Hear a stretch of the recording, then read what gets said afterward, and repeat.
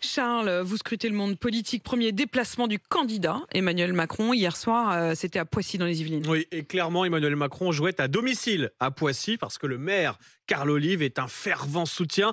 Il avait d'ailleurs déjà accueilli Emmanuel Macron il y a quelques mois, souvenez-vous, pour ce match de foot caritatif. Et bien hier soir, il lui a réservé un accueil sans concession.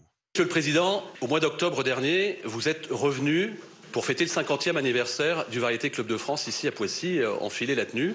C'était pas donné à tout le monde. Ce jour-là, Monsieur le Président, vous avez marqué un bon pénalty. Je suis sûr, Monsieur le Président, que si vous recommenciez, vous viseriez la lucarne. Alors, ce soir, c'est le coup d'envoi. Et la balle est dans votre camp, Monsieur le Président. J'en connais un qui rêve d'être ministre. Bon, alors coup d'envoi de la séance de questions-réponses avec des Français sélectionnés par le maire de Poissy, panel trié sur le volet.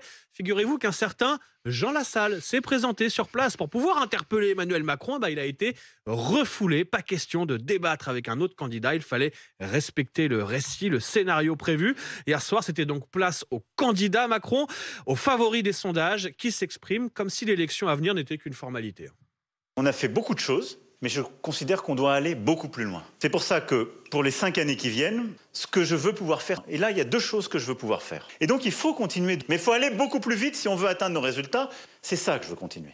Mais on doit continuer ce travail. Ensuite, on va continuer, au fond, dans mon projet, ce que je veux faire, si les Françaises et les Français me font confiance. Si les Français me font confiance, c'est la seule fois, à la toute fin de la soirée, où il a utilisé le si, le conditionnel, pour parler de cette petite formalité au mois d'avril qu'on appelle l'élection présidentielle.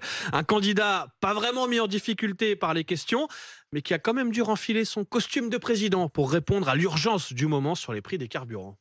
Monsieur le Président, est-ce que vous vous rendez compte que plus de 2 €, c'est juste énorme pour un Français moyen? Là-dessus, c'est aussi le Président qui vous parle, parce que je ne peux pas attendre. Il faut donner une visibilité pour les jours qui viennent.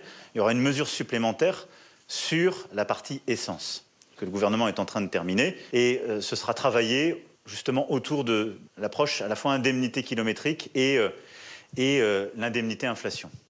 Voilà, là, c'est le président qui parle quand il s'agit des carburants, mais c'est encore assez flou pour cette mesure essence. Ouais.